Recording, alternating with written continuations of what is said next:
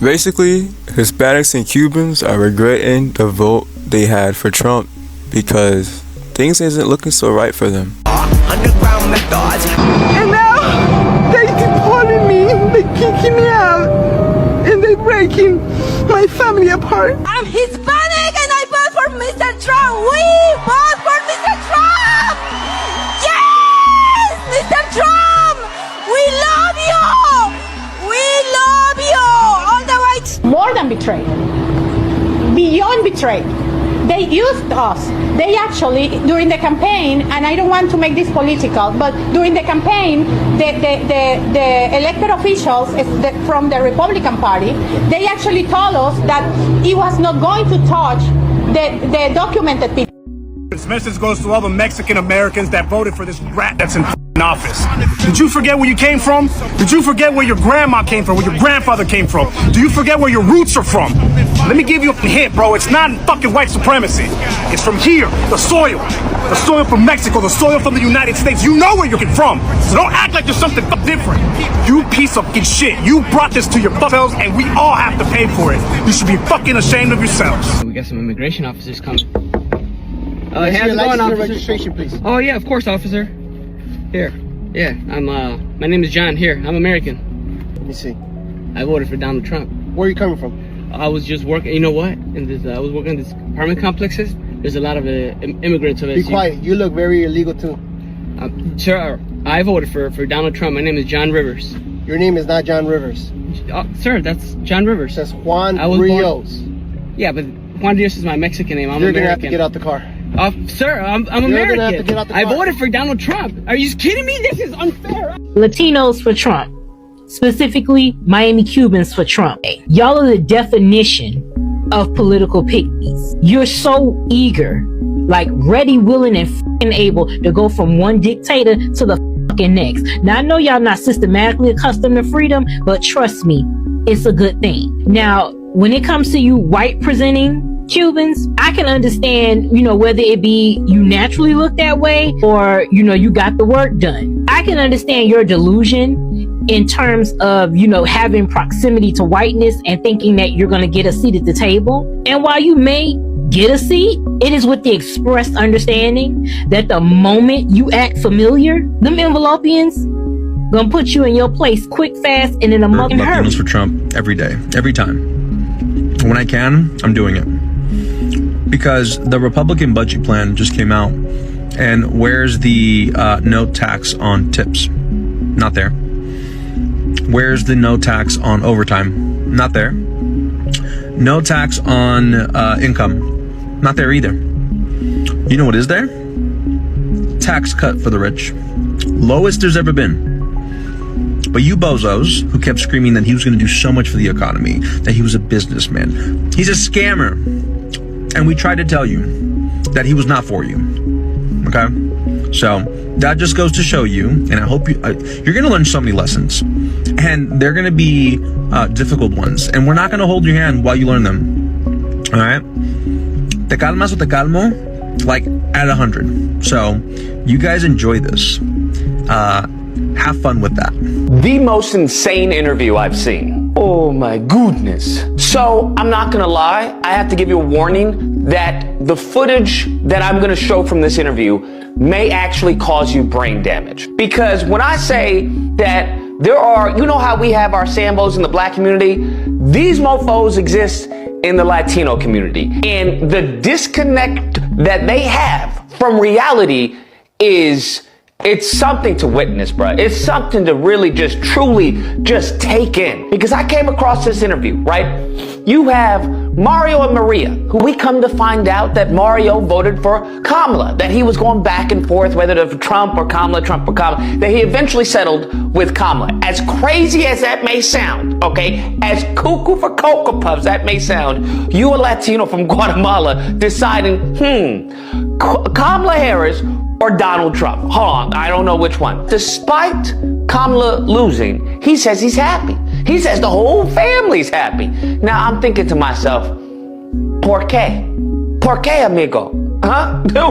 What are you talking about? You happy? I'm very curious. Why are you happy? He goes and says, well, because I think he's going to bring back the economy. Okay, that's what he's going to do. He really cares for the country. But now, I have no issue with that. Okay, I really have no issue with that because that is a sentiment that is ubiquitous, to be honest with you, and it's clearly shown in the exit polls. So I can't fault him for that feeling. Can't fault him. I think that's something that was a very glaring issue when it came to Kamala. But then we get to his son, and he asks his son, hey, who'd you vote for? And son is like resounding, I voted for Trump. I voted for Trump. Now, after he says he votes for Trump, he then goes and tells us and lists off quite intelligently all the policies and the legislation that he thinks that Trump is actually going to pass in his next term. And he's very excited. He didn't say that.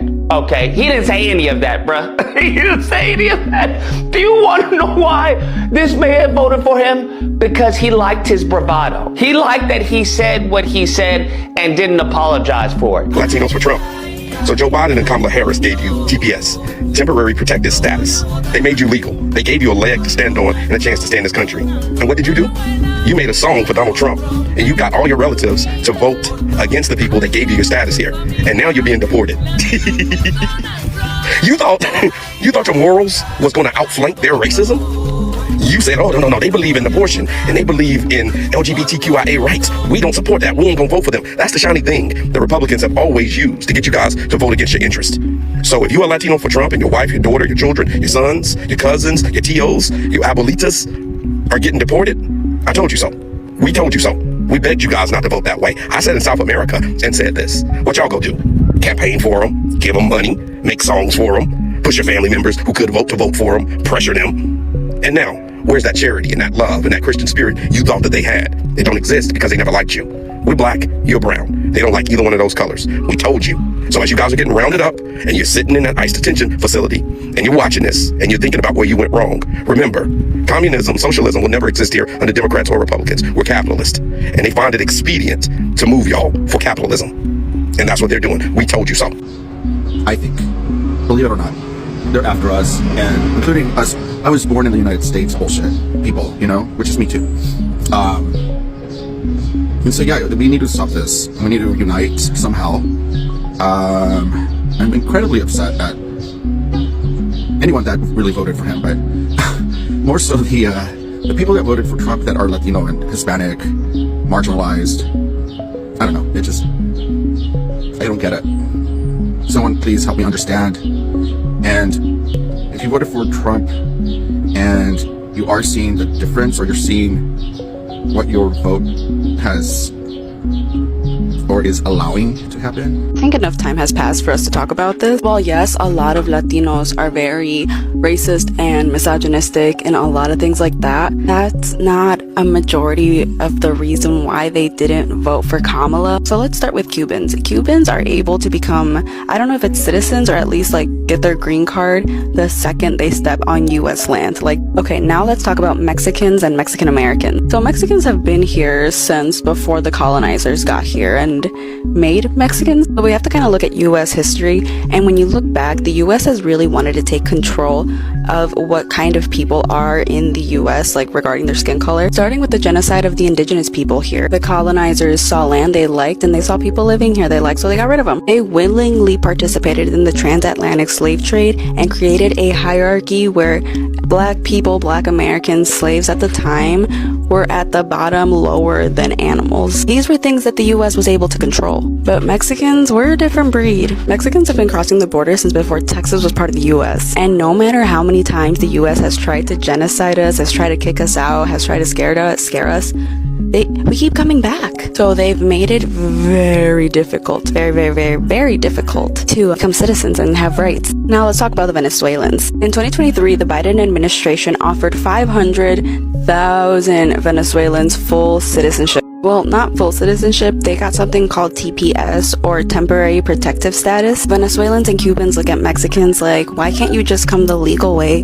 Well, Mexicans are like, why are these people getting full benefits when we've been here for so long and can't even get green cards without having to work our asses off or come in illegally? Something that Latinos fail to understand, both in Latin America and in the United States, is that they don't see us as individuals. We're not American here.